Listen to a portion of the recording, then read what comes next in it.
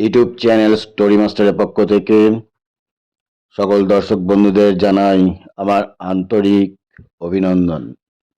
আশা করি সকলেই ভালো আছেন, ভালো থাকবেন। আমাদের চারপাশে অনেক সময়ই বিভিন্ন রকম অস্বাভাবিক ঘটনা ঘটে থাকে। আমরা সেগুলিকে ভূত প্রেতের উপদ্রব বলে মনে করি, কিন্তু আদবেই সেগুলি ভূত প্রেতের কোনো উপদ্রব নয়। আমরা সেগুলিকে ভুল করে ভূত প্রেতের উপদ্রব বলি। আজকের ঘটনাটি সেরকমই একটি। চলুন আজকের ঘটনাটি তাহলে শোনা যাক। পশ্চিমবঙ্গের কোনো এক গ্রামে আমার এক বন্ধু থাকে। ছোটবেলা থেকেই তার সঙ্গে আমার বন্ধুত্ব। সে এখন তাদের নিজের গ্রামের বাড়িতে থাকে। তাদের অবস্থা খুব ভালো। গ্রামে বড় বাড়ি আছে, বড় দোতলা বাড়ি, এবং বহু জমি জায়গা, বেশ কয়েক বিঘে জমি জায়গার মালিক। তো বন্ধু আমাকে অনেকদিনই বলে যে, বন্ধু একদিন আমার বাড়িতে এসে ঘুরে যা। কবে থেকে বলছি আসতে আমাদের বাড়িতে, কাজ তো আছে কিন্তু কাজের মধ্যে তো ঘুরতে হবে। তা আমি এই যাচ্ছি, যাব, এই সামনের মাসে যাব, এই পরের মাসে যাচ্ছি, এরকম করে আর যাওয়া হয়ে ওঠেনি। তো হঠাৎ করে বন্ধু মোবাইলে আমাকে কল দিল, বললো, বন্ধু খুব একটা সমস্যার মধ্যে পড়ে গেছি, বুঝেছিস? তা তুই যদি আসতে পারিস তাহলে আমার খুব ভালো হয়, উপকার হয়। এলে পরে আমি তোকে সব কিছু বুঝিয়ে বলবো। মানে ব্যাপারটা, আমি তখন বললাম যে কি ব্যাপারটা, একটু ফোনে তো বলা যাবে? বলে, আর বলিস না, আমাদের বাড়িতে খুব ভূত প্রেতের উপদ্রব হচ্ছে। তুই আয়, এলে পরে সব কিছু তোকে জানাবো। এবার অনেক দিন আমার যাওয়া হয়নি বন্ধুর বাড়িতে, যাব যাব করেও যাওয়া হয়নি। তো এইবার মনস্থির করলাম, না, এবার আমাকে তার গ্রামের বাড়িতে যেতেই হবে। আমার রথ দেখা কলা বেচা দুই হয়ে যাবে। বন্ধুর বাড়িতে বেড়ানোও হবে, আবার ভূতের প্রেতের ব্যাপারটাও একটু দেখা হবে। আমার আবার ভূত পেতে খুব ইন্টারেস্ট, আমার ভালো লাগে। ভূত প্রেত যদি কোথাও শুনি যে এখানে ভূত প্রেতের উপদ্রব হচ্ছে, আমি সঙ্গে সঙ্গে সেখানে চলে যাই, একটু ঘুরে ফিরে দেখি ব্যাপারটা কি। তা এখানে বন্ধুর কথা আর ফেলতে পারলাম না। আমি চললাম বন্ধুর বাড়ির উদ্দেশ্যে। আমার ব্যাগপত্র গুছিয়ে নিয়ে বন্ধুর বাড়ির উদ্দেশ্যে রওনা হলাম। পৌঁছে গেলাম বন্ধুর বাড়িতে। বন্ধু আমাকে দেখে খুব আনন্দিত। আয় আয় আয় আয় আয়, যথারীতি আপ্যায়ন করে সে তার ঘরের ভেতরে নিয়ে গেল। তারপরে দুপুরে খাওয়া দাওয়া করলাম, স্নান করে খাওয়া দাওয়া করে তাদের বৈঠকখানায় বসলাম দুজনে মিলে। তারপর বন্ধু তাদের বাড়ির ঘটনার কথা আমাকে বিস্তারিতভাবে বলল। বন্ধু বলল, শোন বন্ধু, তোকে যার জন্য ডাকা, আমাদের তো এই এত বড় বাড়ি, আমরা তো এত বড় বাড়িতে স্বামী স্ত্রী দুজনে থাকি, আর একটা ছোট্ট শিশু আমাদের, একবারেই ছোট, সে থাকে। আর আমাদের নিচে পাহারাদার থাকে, সে তো নিচের ঘরে থাকে। এইবার ঘটনাটা হচ্ছে, এই হঠাৎ করে এই রাত্রে বেলায়, প্রত্যেক দিনের ঘটনা অবশ্য নয়, রাত্রে বেলায় যখন এই ধর 10টার পরে পরেই যখন লোডশেডিং হয়ে যায় হঠাৎ করে, সেই সময় দেখি ছাদের মধ্যে ধূপ ধাপ করে আওয়াজ, একটা বীভৎস কিরকম ধরনের একটা, মানে আওয়াজ হয়, শব্দ হয়, শুনলেই ভয় লাগে। এইবার আওয়াজটা আমি ঠিক বুঝতে পারি না, তবে ছাদে মনে হয় কেউ হেঁটে বেড়াচ্ছে, তবে একজন না, একাধিক ধূপধাপ ধূপধাপ করে আওয়াজ হয়। হ্যাঁ, তারপরে সেই একটা বিচ্ছিরি একটা আওয়াজ শব্দ।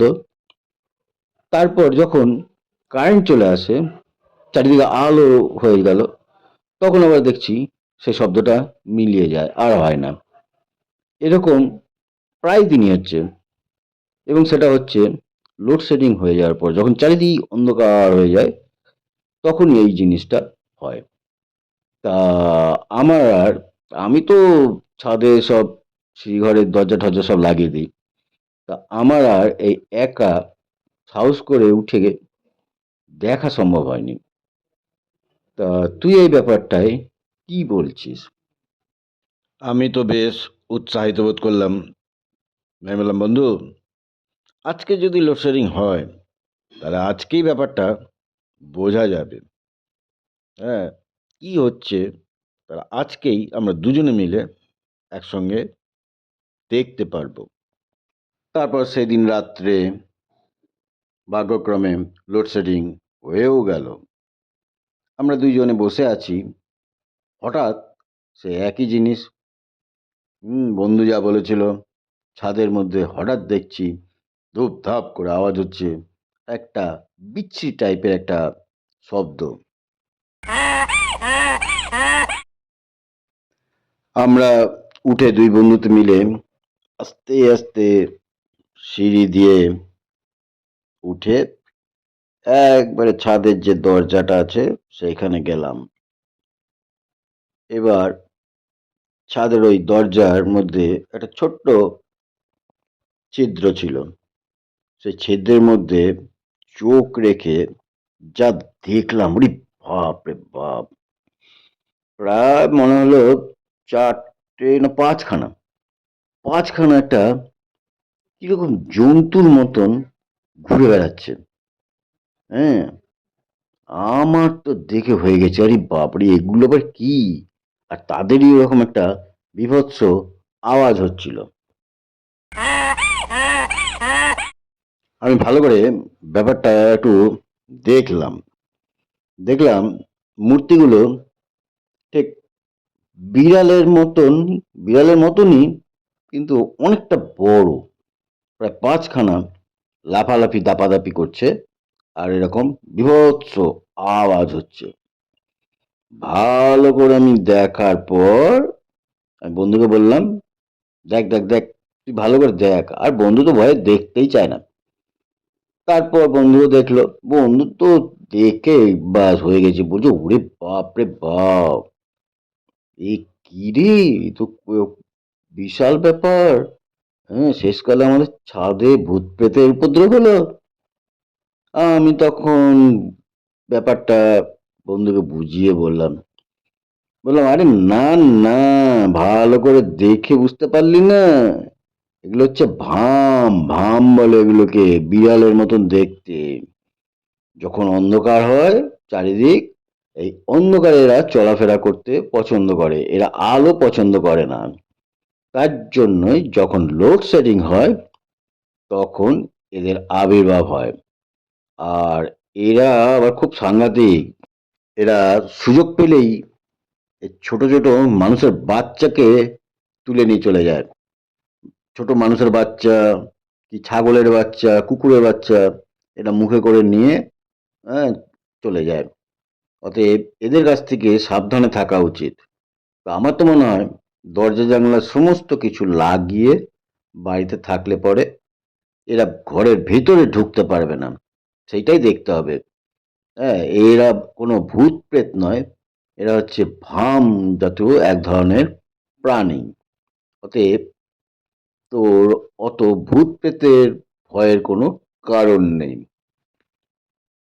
তারপর আমরা দুজন সিঁড়ি সিঁড়ি দিয়ে নেমে নিচে এসে বসলাম।